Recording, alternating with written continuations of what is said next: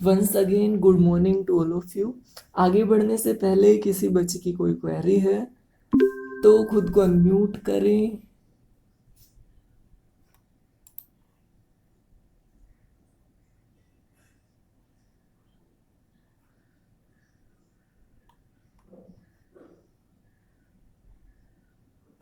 किसी बच्चे को कुछ पूछना है तो खुद को अनम्यूट करें। किसी बच्चे को कुछ नहीं पूछना।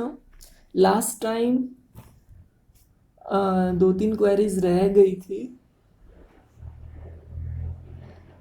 मुझे लगता है एक शुभम की थी, एक विपुल की थी, और मुझे याद नहीं। तो एक बार रिपीट करें।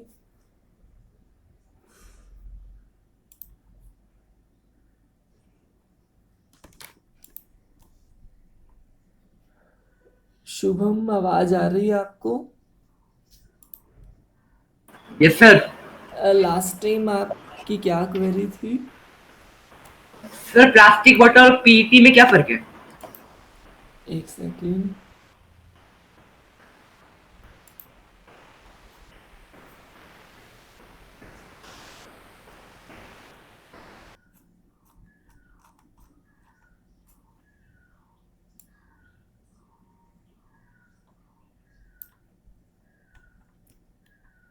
प्लास्टिक और पॉलीथीन में क्या फ़र्क है, आपने ये पूछा था। पॉलीथीन प्लास्टिक का एक टाइप है। एक्चुअली जितने भी पॉलीमर हैं उनको हम 4 कैटेगरीज में डिवाइड कर सकते हैं। उसमें से प्लास्टिक एक है, और प्लास्टिक के भी आगे बहुत सारे टाइप हैं। पॉलीथीन भी प्लास्टिक का एक टाइप है। तो पॉलीथीन भी एक प्लास्टिक ही है, लेकिन सभी प्लास्टिक पॉलीथीन नहीं होते, लेकिन सभी पॉलीथीन प्लास्टिक है। तो आज हम सर ये कैसे हो सकता है? पॉलीथीन प्लास्टिक का टाइप हो गया ना। तो पॉलीथीन प्लास्टिक है, लेकिन सभी प्लास्टिक पॉलीथीन नहीं हो सकते हैं, क्योंकि प्लास्टिक के तो बहुत सारे टाइप हैं। Yes sir. विपुल, आप क्या पूछ रहे थे लास्ट टाइम? सर मैंने सेम क्वेश्चन पूछा जो शुभम ने पूछा था। सर ओके मैंने बस ओके, आपको बोला था सर उसका ठीक है आंसर ठीक है। चाहिए। चलो अभी हम आगे बढ़ते हैं फिर। आज हम प्लास्टिक पर ही फोकस करेंगे। लास्ट टाइम हमने किया था advantages and disadvantages of synthetic fibres. तो आज है प्लास्टिक।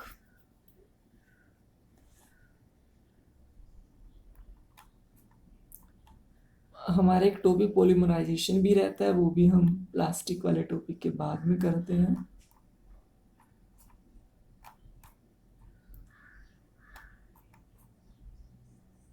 तो लास्ट टाइम हम करेक्टरिस्टिक्स डिस्कस कर चुके थे प्लास्टिक के।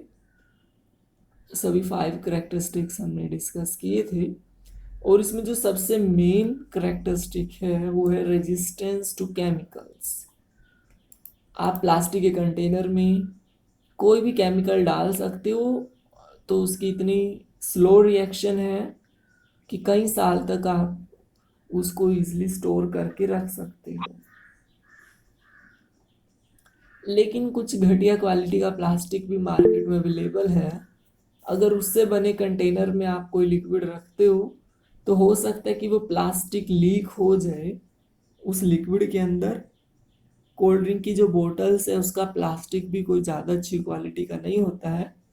5-10 रुपए की बोतल होती है कोल्ड ड्रिंक की, जो प्लास्टिक की बोतल है।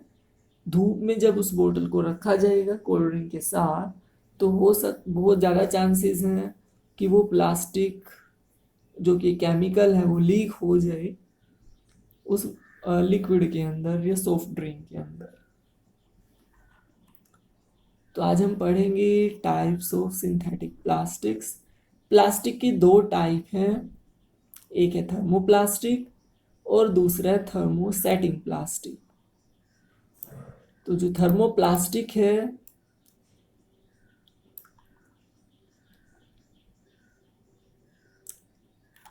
It can be deformed easily on heating. मतलब कि अगर आप थर्मोप्लास्टिक को थोड़ा हीट कर दो, इसको मेल्ट कर दो, तो इसको दोबारा आप कोई दूसरी शेप दे सकते हो या पहले वाली शेप दे सकते हो। लेकिन जो थर्मोसेटिंग प्लास्टिक है, इसको अगर आप एक बार मेल्ट कर देते हो तो ये बहुत ज़्यादा हार्ड मटेरियल की फॉर्म ले लेता है और इसकी केमिकल स्ट्रक्चर बिल्कुल बदल जाती है। तो थर्मोप्लास्टिक गर्म करने के बाद भी अपनी केमिकल स्ट्रक्चर को बनाए रखेगा। इसको आप गर्म करने के बाद लिक्विड फॉर्म में लाने के बाद फिर से इसको रीयूज कर सकते हो, फिर इसको कोई और शेप दे सकते हो, पहले वाली शेप दे सकते हो। लेकिन जो थर्मोसेटिंग प्लास्टिक है, एक बार अगर ये मेल्ट हो गया तो इतना हार्ड हो जाएगा कि इसको कोई और शेप देना पॉसिबल ही नहीं हो पाएगा, इसकी केमिकल स्ट्रक्चर ही चेंज हो जाएगी। तो यहाँ सेटिंग का मतलब ही है कि हीट की वजह से अगर ये एक बार सेट हो गया किसी शेप में तो इसको रीसेट नहीं किया जा सकता है। तो परमानेंट ही सेट हो जाएगा एक हार्ड मटेरियल की फॉर्म में अगर इसको गर्म कर दिया जाए। थर्मो जो वर्ड है ये हीट के लिए स्टैंड करता है। तो थर्मोप्लास्टिक मतलब जो हीट की हेल्प से जिसको रीशेप किया जा सके, रीमोल्ड किया जा सके। और थर्मोसेटिंग प्लास्टिक मतलब एक बार हीट का अगर इस पर इफेक्ट पड़ा तो उस इफेक्ट को रिवर्स नहीं किया जा सकता है। तो एक बार जो शेप आ गई तो बस वो आ गई। तो अगला थर्मोप्लास्टिक्स को रीमोल्ड किया जा सकता है और जबकि थर्मोसेटिंग प्लास्टिक को नहीं किया जा सकता है। थर्मोप्लास्टिक में लीनियर अरेंजमेंट होगी पार्टिकल्स की, एक ही लाइन में बहुत सारे मोनोमर्स ज्वाइंट होंगे, जबकि थर्मोसेटिंग प्लास्टिक में ब्रांचिंग होगी, मतलब क्रॉस लिंक्ड अरेंजमेंट होगी पार्टिकल्स की। क्रॉस लिंकिंग का मतलब क्या है मोलिकुलर लेवल पर, ये आप +2 क्लास में ही समझ पाओगे। फिलहाल थोड़ा बहुत इससे रिलेटेड आज आपको एनिमेशन भी दिखाएंगे। These plastics cannot be remolded again by getting heating. आप सभी ने देखा होगा थर्मोसेटिंग प्लास्टिक के जो एग्जाम्पल है वो है बेकेलाइट एंड मेलामाइन। इसका जो यूज है वो ज़्यादातर इलेक्ट्रिकल स्विचेस बनाने में या बर्तनों के हैंडल्स बनाने में होगा। जो बेकेलाइट है वो बहुत ही हार्ड प्लास्टिक है और काफ़ी हीट रेजिस्टेंट भी है। इस पर हीट का असर बहुत कम होता है, लेकिन अगर होता भी है तो उसको फिर रिवर्स नहीं किया जा सकता। जैसे कि जो इलेक्ट्रिकल स्विचेस हैं वो बहुत ज़्यादा टेम्परेचर को टॉलरेट कर सकते हैं, लेकिन अगर टेम्परेचर एक लिमिट से ज़्यादा ही बढ़ जाए फिर वो मेल्ट होने लगता है और बहुत ही ज़्यादा हार्ड शेप ले लेता है। फिर उस स्विच को आपको बदलना ही पड़ेगा, उस स्विच को रिमोल्ड नहीं किया जा सकता। कबाड़ी भी उसको नहीं लेगा। जो सिंपल प्लास्टिक है वो रद्दी की शॉप पर बिक जाएगा क्योंकि उसको रीयूज किया जा सकता है, लेकिन कई बार रद्दी की शॉप पर थर्मोसेटिंग प्लास्टिक कोई भी नहीं लेगा क्योंकि इसको मेल्ट करके दोबारा से पहले वाली शेप देना या कोई और शेप देना पॉसिबल ही नहीं है। तो एक बार इलेक्ट्रिकल स्विच मेल्ट हो गया तो उसको आपको रिप्लेस ही करना पड़ेगा, उसको आप मेल्ट करके कोई और शेप नहीं दे सकोगे क्योंकि वो बहुत ज़्यादा हार्ड हो जाएगा टेम्परेचर ज़्यादा होने के बाद। जो भी बर्तनों के हैंडल हैं, जो भी आप फ्राई पैन वगैरह किचन में यूज़ करते हुए देखते हो, कुकर वगैरह, उनके जो हैंडल्स हैं वो ब्लैक मटेरियल के बने होते हैं जो कि बेकेलाइट है, प्लास्टिक का एक टाइप है जो कि काफ़ी हीट रेजिस्टेंट है।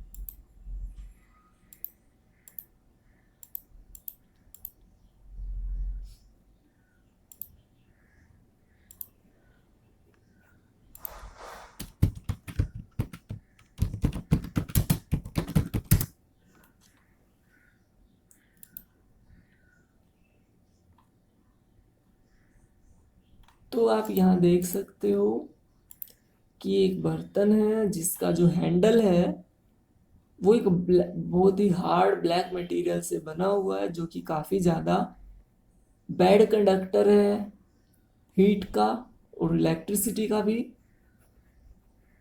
और हीट को टॉलरेट भी ये काफ़ी हद तक कर सकता है।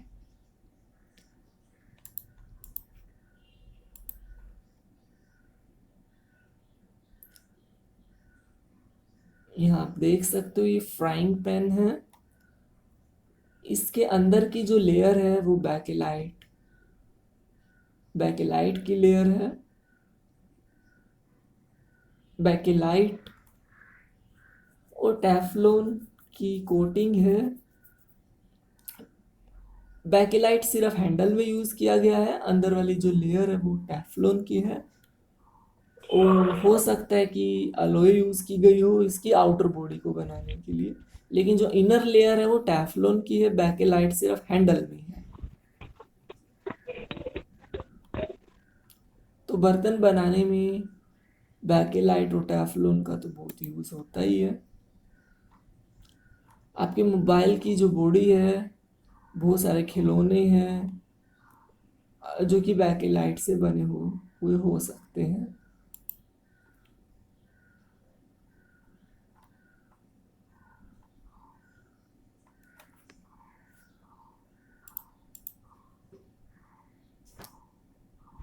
तो जो बैकेलाइट है उसकी जो सबसे बड़ी प्रॉपर्टी है वो है it is a poor conductor of heat and electricity, so it can be used in making electrical switches and handles of various utensils. सभी बच्चे खुद को म्यूटेड ही रखें जब तक उनकी कोई क्वेरी ना हो।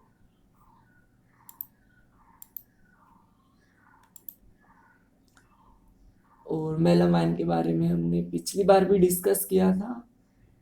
It resists fire and can tolerate heat better than other plastics. So it is used for making kitchenwares and fabrics which resist fire. Fireman के जो क्लोथ्स हैं उनके आउटर जो लेयर में फैब्रिक लगा हुआ है वो मेलामाइन का ही बना हुआ है, जो कि फायर रेजिस्टेंट है। तो बहुत सारी आर्टिकल्स डेली लाइफ की मिलेंगी आपको जो थर्मोसेटिंग प्लास्टिक से बनी हुई होंगी, वो आप इस पिक्चर में देख भी पा रहे हो।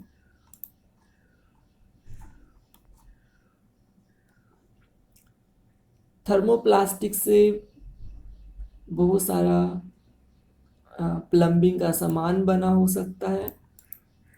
जो भी आप यहाँ देख पा रहे हो ये सब प्लम्बिंग का सामान है जो कि प्लास्टिक से बना हुआ है। फूड कंटेनर्स जो हैं ज़्यादातर थर्मोप्लास्टिक के बने होते हैं। प्लास्टिक के फूड कंटेनर्स या प्लास्टिक के टिफिन्स। तो अब हम आते हैं प्लास्टिक के डिसएडवांटेज पर। Plastics and the environment.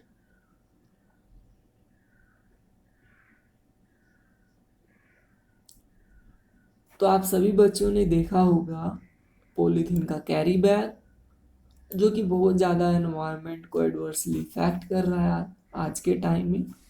Himachal में तो ये आपको मुश्किल देखने को मिलेगा, लेकिन नेबरिंग स्टेट्स में आपको ईजिली देखने को मिल जाएगा। पोली बैग भी आप इसको कहते हैं। सबसे बड़ा डिसएडवांटेज है कि ये नॉन बायोडिग्रेडेबल है। बैक्टीरिया इसको डिकम्पोज नहीं कर सकता है। तो इसका जो अल्टरनेटिव है, सब्स्टिट्यूएंट है, वो है जूट के बुने हुए बैग या फिर क्लॉथ के बने हुए बैग, पेपर बैग। तो आजकल पॉली बैग की बजाय बहुत सारे दूसरे मटेरियल के बैग यूज हो रहे हैं।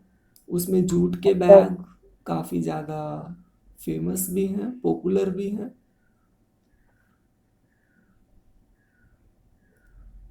लेकिन जो पॉलीथीन है वो एनवायरमेंटल फ्रेंडली नहीं है। इसको अगर आप मिट्टी में दबा भी दोगे तो भी ये कई हजार साल तक डिग्रेड नहीं होगा।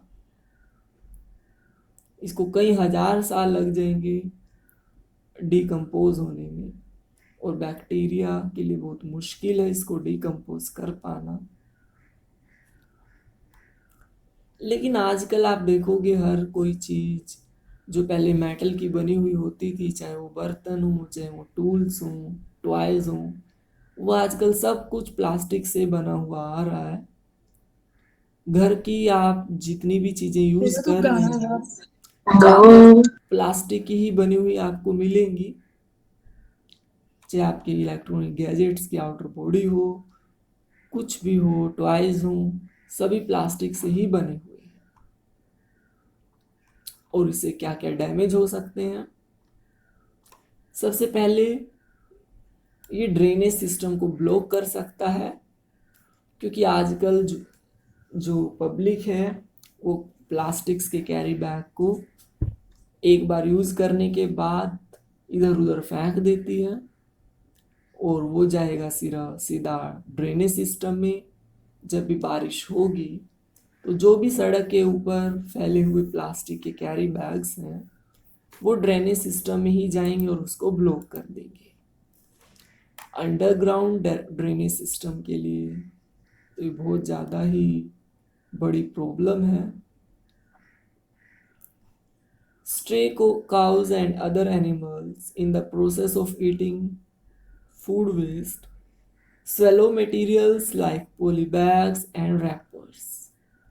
आपने बहुत बार देखा होगा कि जो भूखी गायें हैं जिनको खाने के लिए चारा या कुछ और नहीं मिल रहा है, तो गार्बेज डस्टबिन में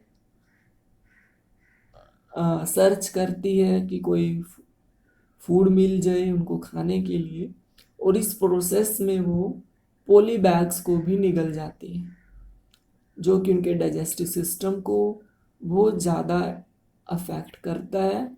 इससे उनकी डेथ भी हो सकती है। आपने बहुत सारी पिक्चर्स गूगल पर सर्च की होंगी कि जब किसी बहुत सारी वेल्स हैं जो आपको सी शोर पर डेड हुई मिलेंगी, और जब उन वेल्स के स्टमक को काट के देखा जाता है, इंटेस्टाइन को काट के देखा जाता है पोस्टमार्टम के दौरान, तो उसमें बहुत कई टन प्लास्टिक के बैग्स मिलेंगे। इसी तरीके से काऊ के स्टमक को भी अगर कोई ओपन करके देखे तो उसमें भी बहुत सारे कैरी बैग्स प्लास्टिक के आपको देखने को मिलेंगे। गूगल पर एक बार सर्च जरूर करना, वेल्स का जो स्टमक है उसमें कितने पोली बैग्स होते हैं, क्योंकि समुंदर में भी बहुत सारा नदियों के थ्रू, रिवर्स के थ्रू बहुत सारा प्लास्टिक का कचरा डिपॉजिट होता रहता है, जो फिशेज या दूसरे एक्वेटिक एनिमल्स की बॉडी में इकट्ठा होता रहता है। तो ना सिर्फ काउस या डॉग्स के डाइजेस्टिव सिस्टम को ये ब्लॉक करेगा, बल्कि एक्वेटिक एनिमल्स के लिए भी बहुत ज़्यादा हार्मफुल है। और तीसरी प्रॉब्लम तो हम डिस्कस कर ही चुके हैं कि डिकम्पोज नहीं होता कई हजारों साल तक भी।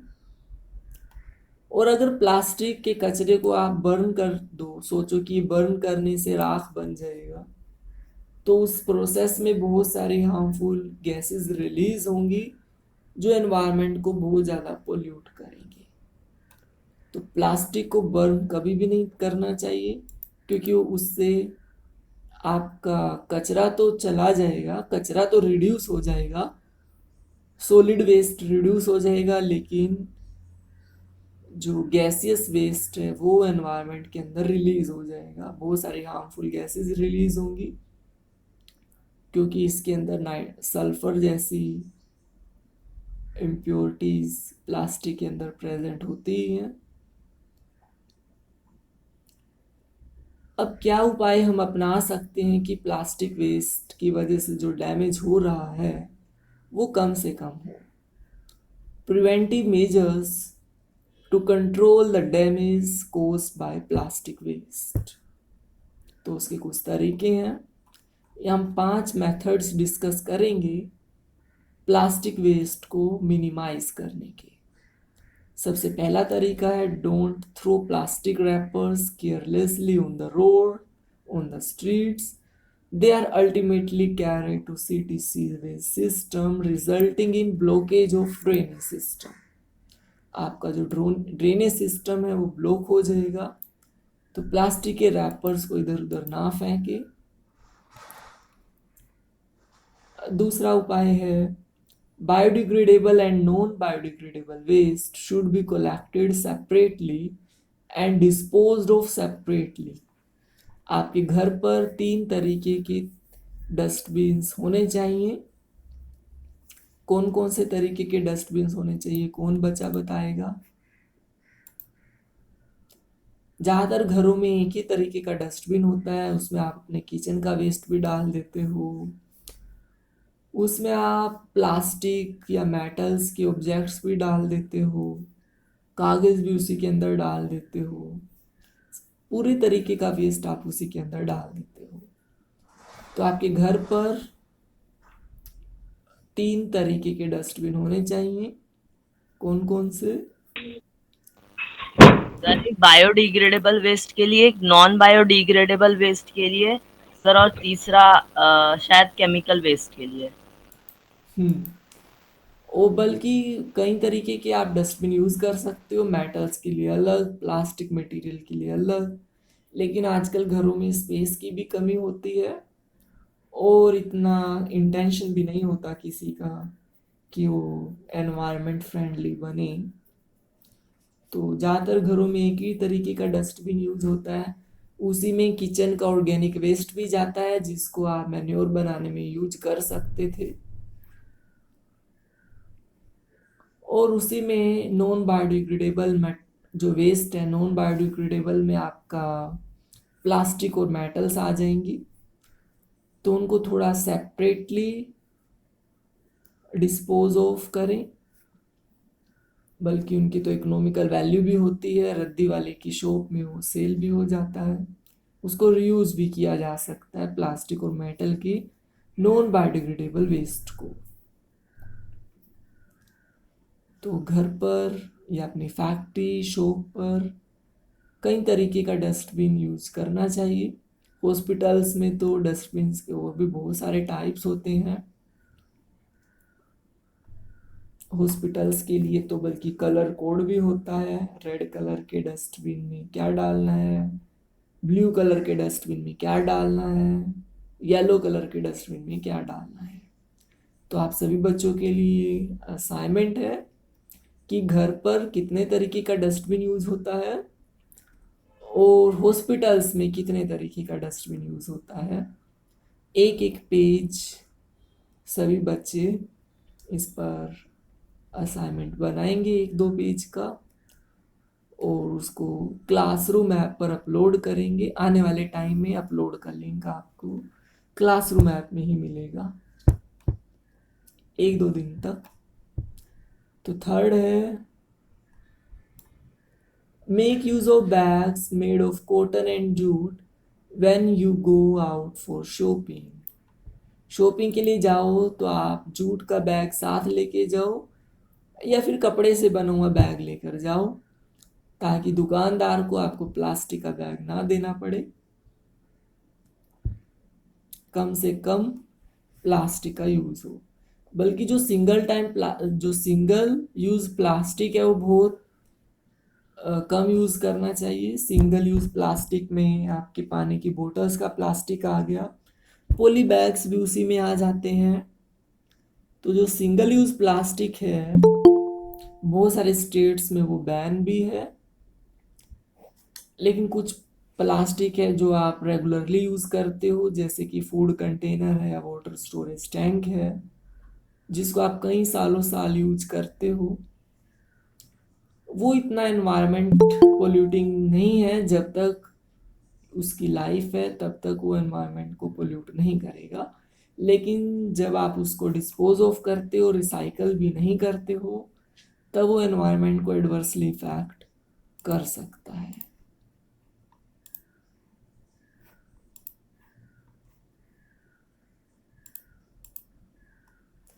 अब फोर्थ तरीका है as a responsible citizen remember 4 hours principle. आपने 3 आवर्स प्रिंसिपल तो सुना होगा पिछली क्लास में। एक 4 आवर प्रिंसिपल भी है, एक आर और जुड़ जाएगा, वो है रिकवर का। सबसे पहले है रिड्यूस। इसका मतलब इन 4 आवर्स का मतलब कौन बचा समझाएगा? वो खुद को अनम्यूट करे और 4 आवर का मतलब समझाए। पहले अपना सर नाम मैं बताऊं? बताओ। एकांश सर बोलो। एकांश। बोलो एकांश। सर ये 4 आवर प्रिंसिपल जो है वो हमें ये बताता है कि हमें प्लास्टिक का यूज रिड्यूस करना चाहिए यानी कम करना चाहिए। उसको रीयूज करना चाहिए मतलब हमें उसको फेंक नहीं देना चाहिए, उसको हम लोग को वापस वापस यूज करना चाहिए। जैसे मान लीजिए प्लास्टिक की बोतल है तो उसको वापस से यूज कर लें, उसको फेंकने की बजाय। फिर लेकिन रिसाइकिल ध्यान है। रखें, प्लास्टिक की वही बोतल रीयूज करें जो फूड ग्रेड क्वालिटी की हो। कोल्ड ड्रिंक की बोतल्स को रीयूज लंबे टाइम तक नहीं करना चाहिए। 2-3 महीने से ज़्यादा कोल्ड ड्रिंक की बोतल को बिल्कुल भी रीयूज ना करें।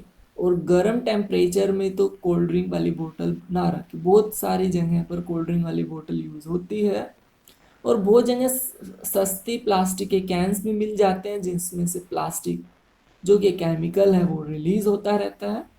तो रीयूज़ करते हुए ध्यान रखें, रीयूज़ आप ना सिर्फ स्टोरेज के पर्पज से कर सकते हो बल्कि प्लास्टिक के बहुत सारे मटेरियल से आप कोई सीनरी या फिर कोई दूसरे काम में आप उसको ले सकते हो। प्लास्टिक के स्क्रैप को बहुत सारे कामों में आप उसको रीयूज़ कर सकते हो अगर वो सिंगल यूज़ प्लास्टिक नहीं है तो। नेक्स्ट बताओ एकांश। तो नेक्स्ट आर है रिसाइकल। मतलब कि हमें जो प्लास्टिक वेस्ट निकलता है हमारे घर से जो कि रिसाइकल होने लायक है उसको फेंकना नहीं चाहिए, रिसाइकलिंग फैक्ट्री में दे देना चाहिए, जिससे वो रिसाइकल होके कोई नई चीज बन के हमारे पास आएगा जिसे हम फिर से यूज कर सकते हैं। हम्म, लेकिन रिसाइकल्ड मटेरियल में आपको फूड आइटम्स को स्टोर नहीं करना चाहिए क्योंकि रिसाइकलिंग के दौरान उसमें बहुत सारे केमिकल्स भी ऐड हो जाते हैं। तो और बहुत सारे हैवी मेटल्स भी हो सकता है उसमें मिक्स हो जाए। तो रिसाइकलिंग के दौरान जो प्लास्टिक बनेगा वो उतनी अच्छी क्वालिटी का नहीं होगा। आपने देखा होगा मार्केट में एक सस्ती बकेट भी अवेलेबल है और एक महंगी बकेट भी अवेलेबल है। सस्ती वाटर बोतल भी अवेलेबल है, महंगी भी अवेलेबल है। तो जो महंगी वाली है वो फूड क्वालिटी की है, फूड स्टोरेज क्वालिटी की है। और जो सस्ते वाली है वो पेट्रोल डीजल या फिर दूसरे लिक्विड स्टोर करने के लिए आप यूज़ कर सकते हो। इसी तरह जो पानी की बकेट है उसकी भी क्वालिटी ध्यान रखें। अगर आप पानी पीने का पानी स्टोर कर रहे हो तो अच्छी क्वालिटी का प्लास्टिक ही यूज़ करें। नेक्स्ट है, आजकल आप देखोगे कि एक लीटर की प्लास्टिक की बोतल 150 रुपये की भी आपको मार्केट में ऑनलाइन मिल जाएगी और 5 रुपये की भी मिल जाएगी। दोनों में प्लास्टिक की क्वालिटी का ही फ़र्क है। बहुत सारे ऑनलाइन स्टोर हैं, कंपनियां हैं जो फूड ग्रेड प्लास्टिक को के फूड ग्रेड प्लास्टिक से बने हुए कंटेनर्स या बोतल्स को सेल करती हैं। तो आप फ्रिज के अंदर जो पानी को स्टोर करते हो लंबे टाइम के लिए ध्यान रखिए कि वो फूड ग्रेड प्लास्टिक से ही बना हो। लेकिन आजकल मीडियम प्लास्टिक ज़्यादा यूज़ करते हैं जो कि लंबे टाइम तक यूज़ नहीं करना चाहिए। तो आगे से जब भी आप कोई पानी की बोतल लो तो थोड़ा इकोनॉमिकली महंगा तो पड़ेगा लेकिन हेल्थ के लिए अच्छा रहेगा अगर आप फूड ग्रेड क्वालिटी का प्लास्टिक यूज़ करोगे तो। नेक्स्ट आर के बारे में बताओ एकांश। सर नेक्स्ट है रिकवर। सर अगर हम लोग ये सब काम करेंगे तो हमारा अर्थ रिकवर करेगा, जिससे अ, हम लोग का अर्थ का इन्वायरमेंट और खराब नहीं होगा। जितना हो चुका है वो तो ठीक है, और खराब नहीं होगा। सर इसमें 4 आर की बजाय एक और आर भी है, जैसा हमारी बुक में दिया है 5 आर प्रिंसिपल। तो सर पांचवा है रिफ्यूज। हमें प्लास्टिक को रिफ्यूज करना चाहिए, उसको यूज करने से मना करना चाहिए यानी यूज नहीं करना चाहिए। हम्म, तो 5 R है। तो यहाँ एक मैसेज भी है सभी के लिए, डोंट ट्रैश अवर फ्यूचर। जब भी हम प्लास्टिक को इधर उधर फेंकते हैं तो इसका मतलब है कि हम अपने फ्यूचर को ट्रैश बॉक्स में डाल रहे हैं। तो 5th पॉइंट है डल हैबिट्स टू प्रिजर्व एनवायरनमेंट। हमें एनवायरनमेंट फ्रेंडली होना चाहिए, हमारी आदतें ऐसी होनी चाहिए जो एनवायरमेंटल पोल्यूशन को कट डाउन करे, ना कि बढ़ाए। तो ये चैप्टर हमारा यहीं पर सम अप हो जाता है। इससे रिलेटेड क्वेश्चन आंसर आप बच्चों के अगर मन में है कोई तो आप खुद को अनम्यूट करें और अभी आप पूछ सकते हैं।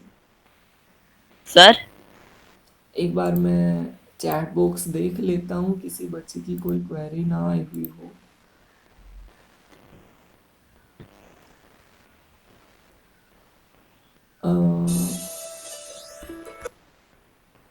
How is polyvinyl chloride different from polystyrene?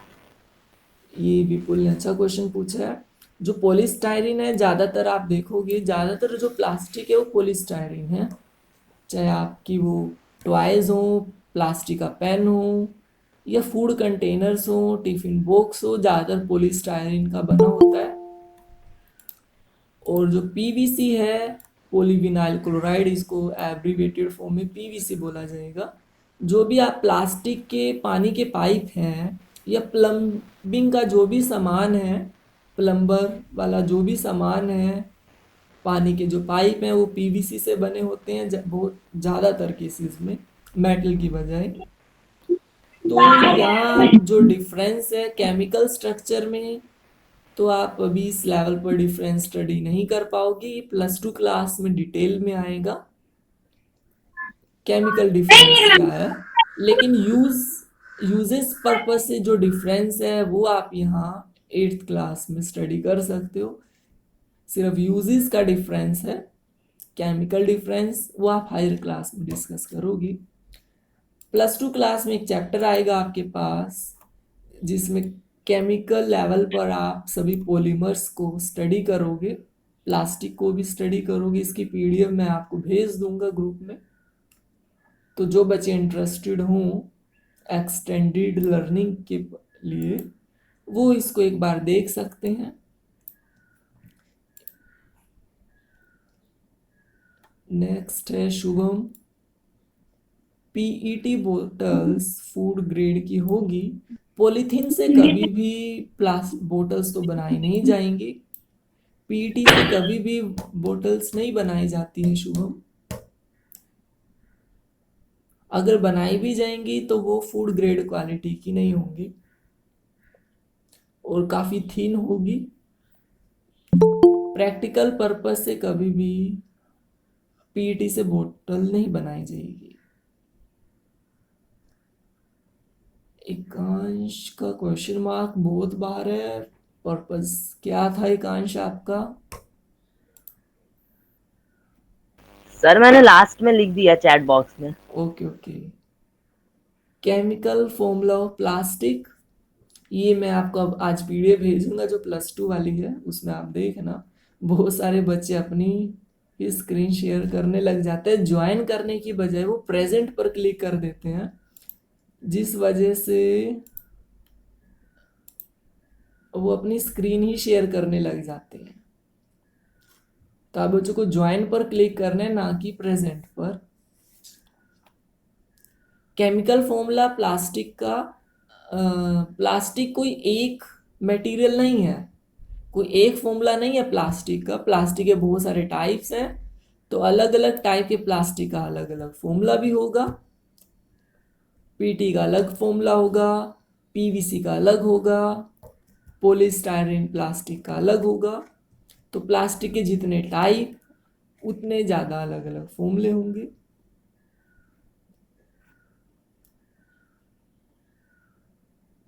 तो अभी किसी बच्चे की ओरल क्वेरी है तो खुद को अनम्यूट करें।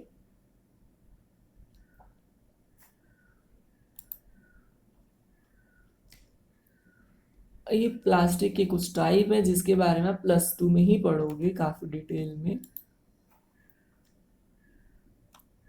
जो आजकल जो आपके चश्मे का लेंस है वो भी ग्लास से बना हुआ नहीं होता है, बल्कि वो भी एक स्पेशल प्लास्टिक से बना होता है जिसको पॉलीकार्बोनेट आप कह सकते हो।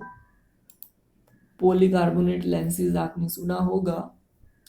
कांच की बजाय आजकल लेंसेज पॉलीकार्बोनेट के ही बने होते हैं और ये इतने ज़्यादा इजीली क्रैक भी नहीं होते हैं कि गिर जाए और टूट जाए, ऐसा भी नहीं है।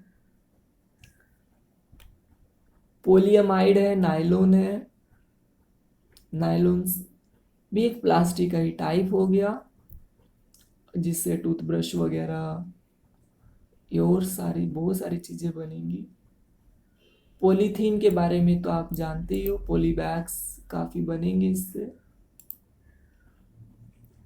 पॉलीस्टायरीन फूड कंटेनर्स ज़्यादातर पॉलीस्टायरीन के बने होंगे।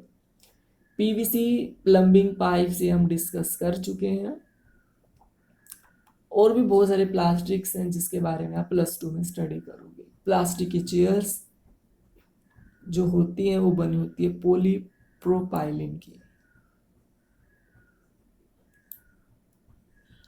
तो चेयर भी अलग अलग तरीके की प्लास्टिक की बनी हो सकता है। आपके फ़ोन की बॉडी भी प्लास्टिक की बनी हो सकती है, मेटल प्लास्टिक दोनों हो सकते हैं।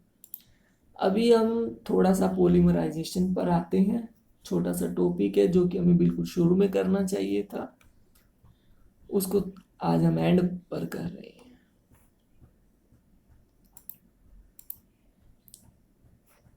इसमें आप क्या देख पा रहे हो? सबसे पहले आप मोनोमर्स को देख पा रहे हो जो कि जुड़कर एक लंबी चेन बना रही हैं जिसको पॉलीमर चेन हम कह सकते हैं।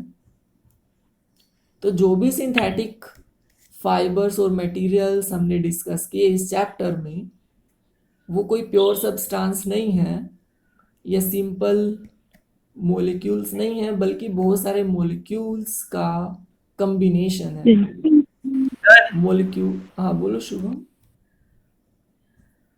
सर आपने बोला था पीईटी की बॉटल्स नहीं बनती। सर 2 मिनट के साथ स्क्रीन शेयर करता हमारी बुक की। लेकिन फूड ग्रेड क्वालिटी की बोतल्स जो हैं वो पीईटी से बहुत ही रेयर है बनाई जाए। सर हमारी बुक में लिखा गया है, एक लाइन पढ़ता हूँ। My mother always buys PET bottles and PET jars for storing rice and sugar. Sir इसका क्या मतलब? फूड ग्रेड ऑफ कोर्स हो। फूड ग्रेड में भी आप दो कैटेगरी रख सकते हो, एक लिक्विड के लिए अलग कैटेगरी होगी, सॉलिड के लिए अलग होगी। सॉलिड फूड के केस में केमिकल्स के प्लास्टिक के लीक होने के चांस कम होते हैं, तो आप पीटी के कंटेनर में सॉलिड फूड को रख सकते हो, बल्कि ऑयल को भी रख सकते हो। लेकिन अगर कोई ड्रिंक है जिसमें केमिकल्स हैं जैसे कि सॉफ्ट ड्रिंक है या फिर लेमन जूस है तो उस तरीके का जो लिक्विड फूड है उसको पीईटी की बोतल्स में हेल्थ पॉइंट ऑफ व्यू से नहीं रखा जाएगा। तो फूड ग्रेड के भी बहुत सारे स्टैंडर्ड्स हैं, लिक्विड के लिए अलग है, सॉलिड के लिए अलग है और ऑयल के लिए अलग है। तो पीईटी की बोतल्स में आप सॉफ्ट ड्रिंक या मेडिसिन्स इन चीज़ों को आप स्टोर नहीं करोगे। और कुछ है शुभम? No sir. ओके, तो अभी थे हम सर मोनोमर। हाँ बोलो एकांश। सर आपने बोला कि फूड ग्रेड का भी अलग अलग रहेगा पीईटी में। तो सर मैंने अभी गूगल पे सर्च किया तो उसमें तो लिखा है कि पीईटी की जो जार है, बॉटल है, वो प्रोडक्ट जैसे कि पीनट बटर हो गया, सलाद ड्रेसिंग हो गई, जेली हो गई, वो सब उसी में स्टोर किया जाता है। हाँ, पीनट बटर को आप कर सकते हो जिसमें मतलब ज़्यादा केमिकल ना हो जिस लिक्विड में, या जो जहाँ पर हीट ज़्यादा ना हो, मतलब कि ज़्यादा टेम्परेचर में स्टोर ना करना हो, तब आप वो यूज़ कर सकते हो।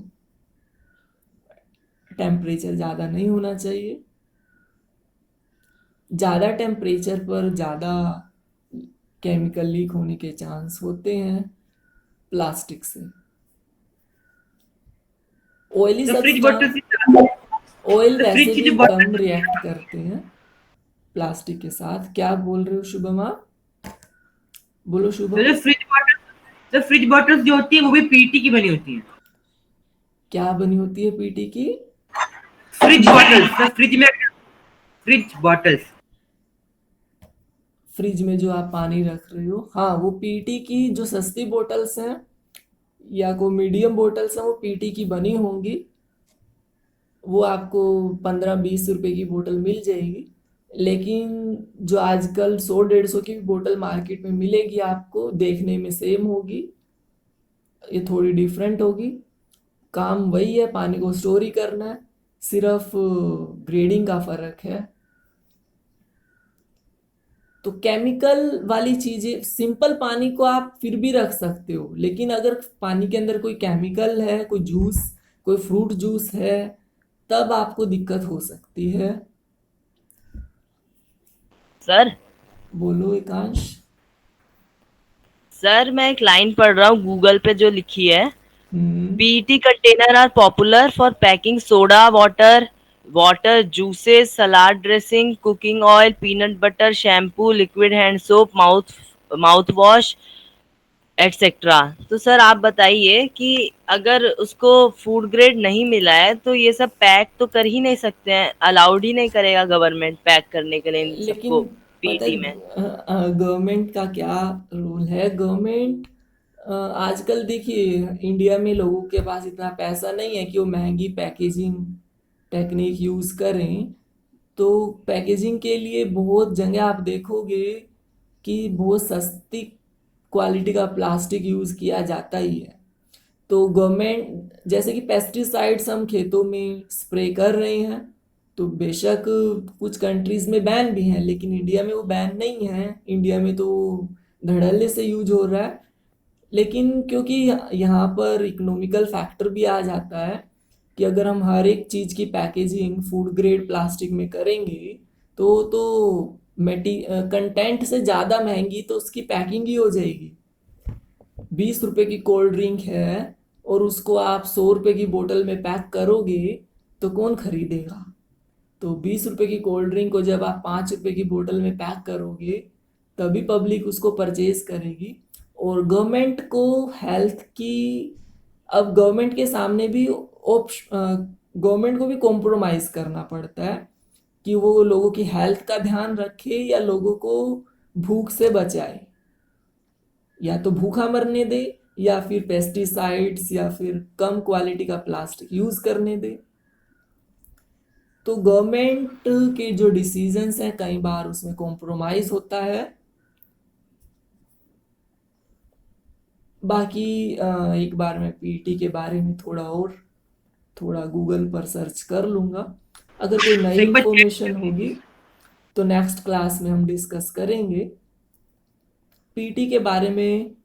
अगर कोई नई बात होगी, हो सकता है कि कोई पॉइंट मिसिंग रह गया हो या कोई पॉइंट मिस इंटरप्रेट हो गया हो, तो नेक्स्ट क्लास में हम उसको रिजोल्व करेंगे। अभी किसी बच्चे को कुछ कहना है प्लास्टिक से related?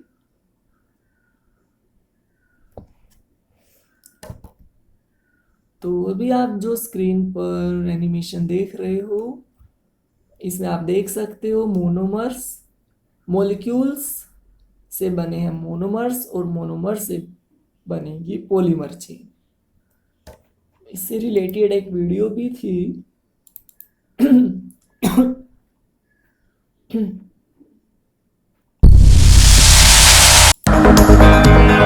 Polyethylene, PVC and polystyrene are polymers. Free radical.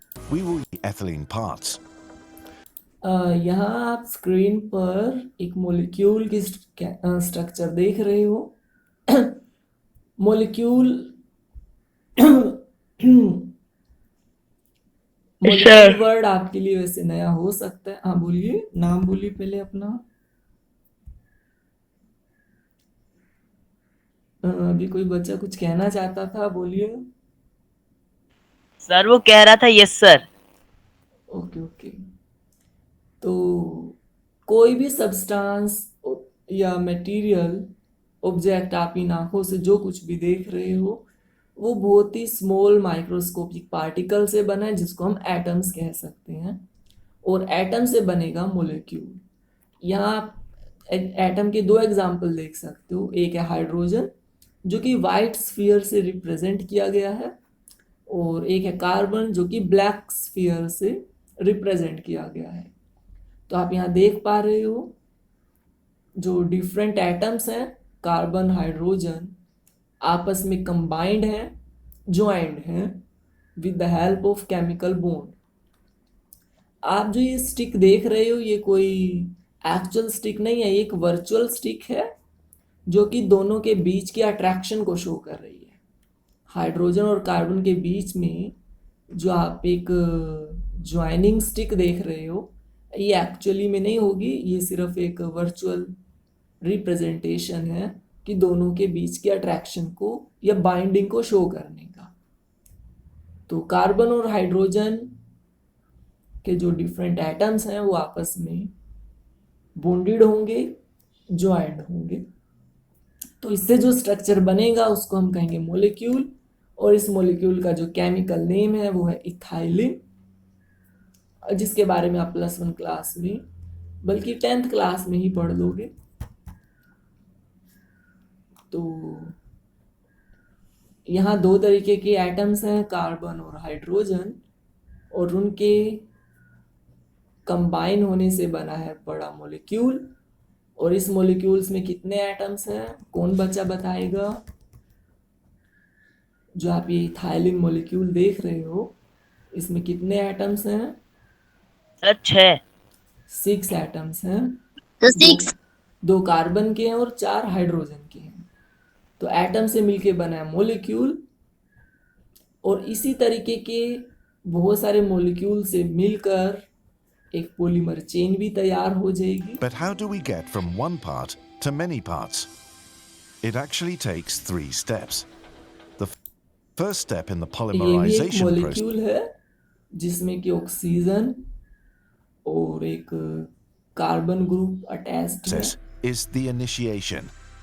When heated, the organic peroxide breaks apart in the ethylene इसको molecule. हम ज़्यादा and डिटेल में नहीं Then जाएंगे, this new radical opens सिर्फ आपको यही शो दिखाना है कि डिफरेंट इथाइलिन मॉलिक्यूल्स आपस में कंबाइन होकर किस तरीके से पॉलीमर चेन कंस्टिट्यूट करते हैं। another ethylene monomer, and this process continues, making the actual polymer. आप यहाँ देख This सकते हो second step is बहुत सारे called the molecules propagation. Combine होके एक चेन बनाएंगे, Now काफी there's only long one chain step होगी to go to जिसमें turn a monomer 500 into a हजार polymer, molecules the termination. Combine होंगे। तो इस चेन को हम कहेंगे पॉलीमर। आप यहाँ देख सकते हो एक लंबी चेन बन गई है मॉलिक्यूल्स की, या मोनोमर्स भी आप इनको कह सकते हो क्योंकि यहाँ पर सिंगल मॉलिक्यूल ही मोनोमर है इस केस The में। polymerization reaction stops once the last radical on one polymer chain meets another chain with a free. The production of picture are different. ये पीवीसी का केमिकल मोनोमर है। अभी विपुल ने पूछा भी था, पीवीसी है जिसमें कि 2 कार्बन, पीवीसी के मोनोमर में 2 कार्बन एटम है, 3 हाइड्रोजन के एटम हैं और एक क्लोरीन का बड़ा एटम भी है। क्लोरीन का साइज थोड़ा बड़ा होगा जो कि आप 9th क्लास में पढ़ोगे कि बड़ा क्यों होगा क्लोरीन। तो ये एक मोनोमर है। ऐसे ऐसे बहुत सारे मोनोमर्स जब कंबाइन होंगे तो The एक लंबी production चेन of बनेगी। PVC. The difference between तो an उस ethylene लंबी and चेन से vinyl chloride is आपका that one of the polymer hydrogen यानी कि atoms PVC is replaced by a chlorine तैयार हो atom. जाएगा। For polystyrene, the polystyrene monomer is भी प्लास्टिक का styrene, एक and here टाइप the है। difference is that one of the hydrogen atoms on the ethylene is या आप replaced देख सकते हो ये प्लास्टिक पॉलीस्टायरीन का मोनोमर है। इसमें तो बहुत सारे कार्बन एटम्स हैं। अगर आप काउंटिंग करो तो आपको 8 कार्बन एटम्स मिलेंगे और हाइड्रोजन एटम्स भी हैं काफ़ी सारे। तो ये कार्बन प्लास्टिक के मोनोमर पॉलीस्टायरीन की केमिकल स्ट्रक्चर है। by a so-called phenyl ऐसे से group. बहुत सारे यूनिट्स मिलके एक चेन बनाएंगी जिसको हम पॉलीमर कहेंगे। तो पॉलीमर मोनोमर्स की एक चेन है और जिस प्रोसेस के थ्रू ये चेन बनाई जाएगी उसको कहेंगे polymerisation. We have just shown that तो while तीन these three तरीके के important monomer polymers are different हमने in डिस्कस composition, किए। they all share the same तो ये origin. तीन तरीके के मोनोमर हमने डिस्कस किए। अलग अलग पॉलीमर बनाएंगे तीनों। तो अभी जाने से पहले अगर किसी बच्चे को कुछ पूछना है तो खुद को अनम्यूट करे। सर इसके क्वेश्चन आंसर्स भी लिखने हैं क्या सर? कीवर्ड देखिए, होमवर्क नोटबुक में आप कुछ मर्जी करते रहो।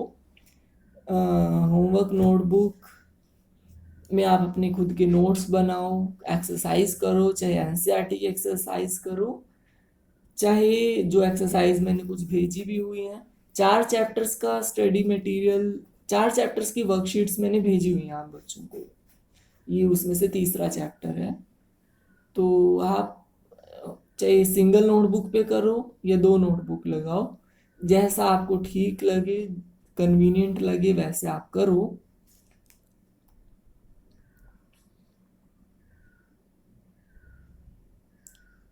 कुछ दिनों में आपका ऑनलाइन टेस्ट भी होगा, 1 वीक के अंदर अंदर 40 मिनट्स या 30 मिनट्स का।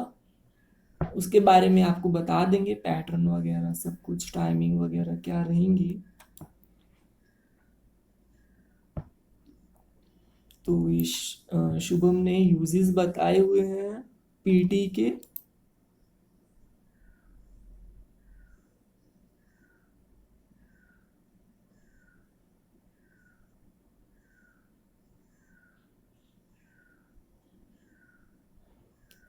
सिंगल सर्विंग, जो सिंगल यूज प्लास्टिक है वो ज्यादातर पीटी का बना होगा।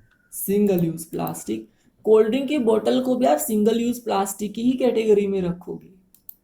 कोल्ड ड्रिंक की बोतल को आप रीयूज नहीं कर सकते हो। अगर आप अपनी